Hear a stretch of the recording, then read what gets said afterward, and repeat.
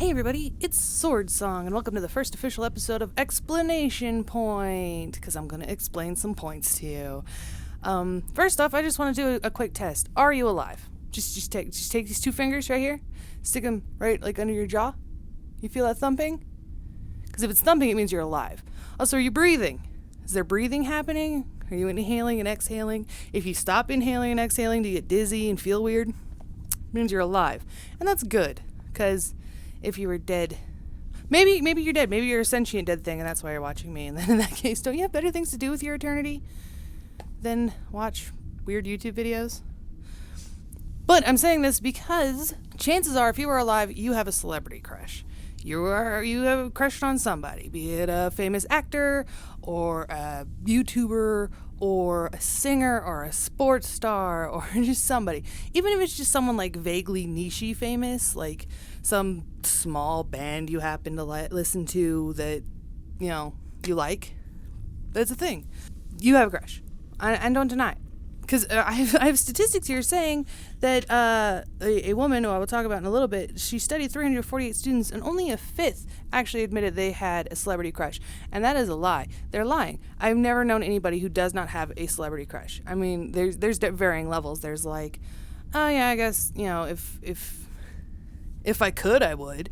And, oh my God, that guy's the best. I'm going to marry him.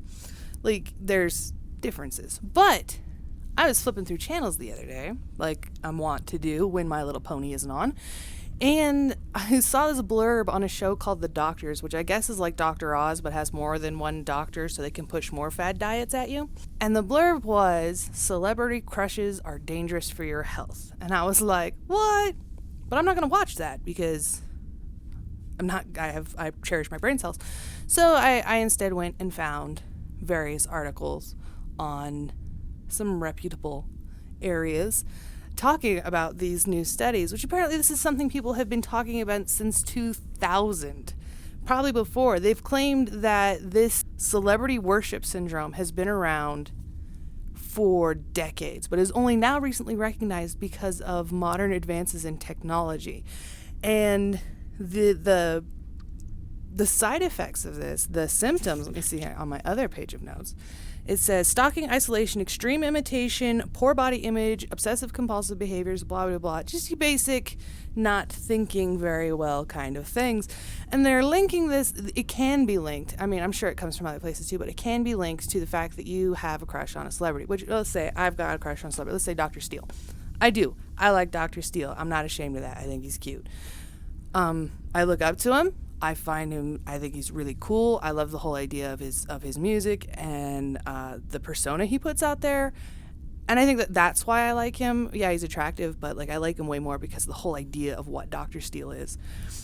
And apparently this could go from, oh yeah, I have a few pictures around, to completely ignoring my family and friends, imitating him to the point that it is dangerous. And I'm like, oh my gosh, it's a crush. I have never had a problem with a crush. And I mean, my mom and my dad have noticed, and I've noticed, and I keep a rein on it, that if I really wanted to, I could be really dangerous. I could be a stalker. But I'm like, no, because that's bad. And being a stalker is not a good way to get in good with people you like. So I don't do that. But it's a thing you can do. But you realize it, I think. And I imagine that there is a group of people out there who don't realize that they're dangerous. And that's why stalkers exist. Because, I mean, I know if you knew you were dangerous, you wouldn't do it, right? You'd rein that in. But unless you're a terrible person, I'm looking at you. You know who you are. But they're talking about, in 2008, a woman named Shira Gabriel from the University of Buffalo did the study with 348 students, and only 1/5 claimed that they had a celebrity crush. So what she did, she had them do a test of their average self-esteem, and then had them write a 5-minute essay on their favorite celebrity, and then did the same test again. And they said that the people who wrote about their crush, who originally scored low on their self-esteem, scored higher, because it creates this feeling of inclusiveness and community that you sometimes don't get if you have low self-esteem. And that's cool. And I think that can do that. And it can also be helpful for you to have maybe someone you kind of want to live up to, someone that you look up to and you don't want to let down. I mean, even if they don't know you. And the term Graham Turner from the University of Queensland in Australia, I believe, coined the term familiar strangers, which is true. And I've always wondered about this, especially being a fan of many YouTubers. I'm like, what is it like knowing that millions of people know so much about you and you couldn't pick their faces out of a crowd unless they were wearing your t-shirt? You know, how weird is that? But to us, they are familiar. They are people we look up to, and I don't see that as unhealthy. But it's not so much that I think this is a ridiculous mental disorder that is now being diagnosed in modern youth, which I think it is. I think there's a lot of stuff I have forgotten that first world problems can also be psychological. It's not just like, oh, my eyelashes are too thin, here's a freaking prescription to make your eyelashes thicker. It's also apparently you have a crush and therefore are bad, okay? And that's ridiculous. You are a living person. You are allowed to have lustful thoughts. Don't let it go too far, you know? I think, honestly, if you are imitating to a dangerous point and self-isolating and all this stuff, this is signs of a deeper issue. It's not because you went out and saw a Ewan McGregor movie and were like, damn, that's hot. No, you already have this issue, and that's okay. That's fine. That's a thing that happens. Obviously, I'm not a doctor. This is all just my rambling opinions. That's what explanation point is, so yeah. But, like, that's a sign of a deeper problem.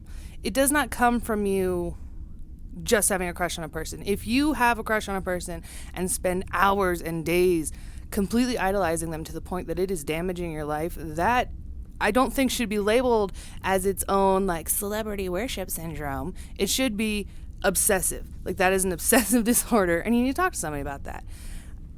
Job done. No. This isn't my issue. It's stupid. It's over the top. But what drives me up the wall the most about this, it's things like this that make it very hard for younger people or any modern people to realize how dangerous the real dangerous things are, because you're too busy being told that the stupid dangerous things are bad for you. Say you're a smoker and you're outside smoking and somebody comes up to you and they're like, hey, you know that's bad for you, right? You can now turn to them and be like, yeah, so's my crush on Johnny Depp. And it makes it so much harder for you to realize that dangerous things are actually dangerous because you're too busy being told that the stupid things are dangerous.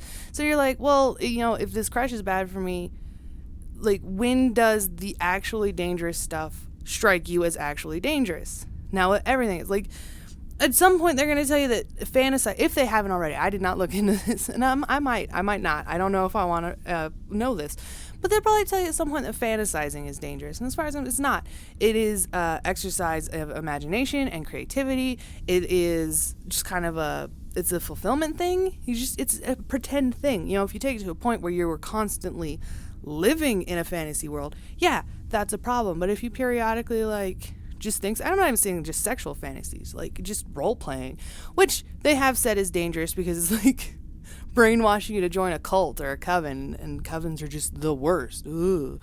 It strikes me as weird because so often we're being told that how dangerous everything is. I mean, even while I was reading this, there was a little article that came about how avocados are dangerous, when probably not even 3 days ago I read an article, I don't like avocados, but I saw an article saying that avocados are a superfood, which I've also read is a complete nonsense term. So really what it comes down to is that so much stuff is either dangerous or good for you, and it becomes so much harder to discern between the actual good things, like exercise and good diet, and the stupid good things, like if you're eating just kale and then go out and eat 10 Snickers bars, it's not healthy, but people act like it is. And the actual bad things like smoking, which is an actual bad thing, versus having a celebrity crush, or your eyelashes are too thin. And I know I haven't seen an ad for that eyelash medicine in like forever, but I know it's still out there. I know it exists, and it makes me so angry. I'm like, there are people starving to death, and everything in Paris, and you're sitting there talking to your doctor because your eyelashes are thin. Like, get your brain in the right place. It needs to be in the right place. Stop being an idiot. Like, that's really what that is. And I like the term familiar stranger when it comes to celebrity crushes because this is how my rants work. But because that's really what it is. They are strangers. They don't know you. You don't know them. Everything you think you know about them outside of maybe some facts that you've read in articles or interviews or seen on TV is made up. What you are crushing on and what I am crushing on when I have crushes is the idea of what they are. And where I think that becomes a problem is when you start comparing reality to that idea instead of trying to find that idea in reality. Because if you look up to, I'm obviously going to use myself as an example because you write what you know. Like I write any of it. If I started comparing what I look up to, the creativity and thoughtfulness and caringness and this ability to go out into the world and just try and make it a better place, to everyone I meet, I'm going to say 95% of the people I meet, I just going to want to punch in the face. Admittedly, that's already the case, but that's because I don't like people. That's a mental thing. And that's something I get treated. I am in treatment. Because I realize there are issues. You have issues, I have issues, everyone has issues, and sometimes talking about it helps.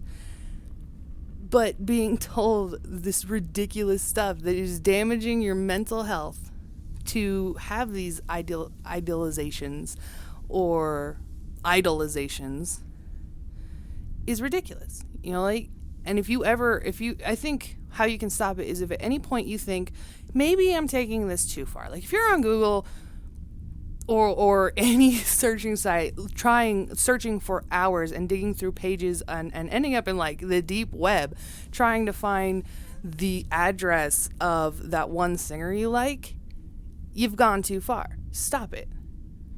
Keep your reins on that. But like, don't stop liking people and don't stop pursuing things because it might be dangerous. Everything's dangerous. Being alive is dangerous. I'm not saying go out and make crazy, stupid choices, and by all means am I ever saying YOLO. Like, fucking no. Live life. Go pursue things. Be happy. And if crushing on, I don't know, is Tom Hiddleston, is that person people crush on? Is that even a name? But if crushing on some person, you sit next to in chemistry or saw in a movie once, makes you happy and make you feel a little bit better about yourself, do that. And don't think of the stupid, dangerous things in life. Think of the real dangerous things. Like driving your car too goddamn fast. Smoking or eating entirely too much pizza. That's bad. Don't do that. But, life's a wonderful thing. And everyone's going to tell you why what you want to do is bad for you. Because it probably is. You're going to have to take that chance. Oh, so the article, it says you can avoid these issues. And this is what cracks me up, like the last couple paragraphs were avoiding, like how you can help raise a generation of not stalkers by being a parent, essentially. It's like, be active in your child's life and help, don't let them be on the computer all the time and play board games with them. Or no, you can play board games with them, don't play, but anyways. Or help them be active in school activities, take them on trips, like get them away from the computer and out of the house so they can see that, that one person is a really cool person and attractive, and maybe you want someone like that in your life, that you actually have to leave the house to find someone like that in your life. I'm like, why is that even a thing that's a problem? Why are you not doing that in the first place? Because I see this in so many articles about psychological health and physical health, that you can avoid these issues by being active in your child's life and doing this, this, and this, and this. And like, why aren't you doing that in the first place? Like, why do you have a child if you're not going to be doing these things? If you're a parent, like, these are things you should do. And I'm not saying like make your kid play sports or anything. I'm just saying, like, if your kid wants to maybe play a board game, like whip out a board game. It takes like half an hour before someone gets bored. Unless you're me and Trivial Pursuit. I will play Trivial Pursuit for hours. I'm terrible at it. I'm so bad, but I'll play it for hours. Really, to keep your kids safe and sane, this is now the new point of this explanation point, just be there. That's not hard. Just be there. And I've said many times before, and I will say many times again, no matter who you are or what age you are or what you want to do, be it you want to be a YouTuber, the best damn fry cook at McDonald's, do you want to be the president? Chase your dreams, because ain't nobody gonna chase them for you. Okay. If you want to take, I don't know why you wouldn't take that advice. It's free advice from crazy pink-haired chick on the internet. This is good. It's a good deal. Take that. Run with it. That was this explanation point. Thank you all for calling. And remember to do all that fun YouTube stuff like, comment, share, and subscribe. If you have any topics that you would like to hear me rant about, go ahead and leave it in a comment below, and I'll probably rant about it. I've got so many opinions. Just out my wazoo. Just so many. It's a problem. I should talk about that.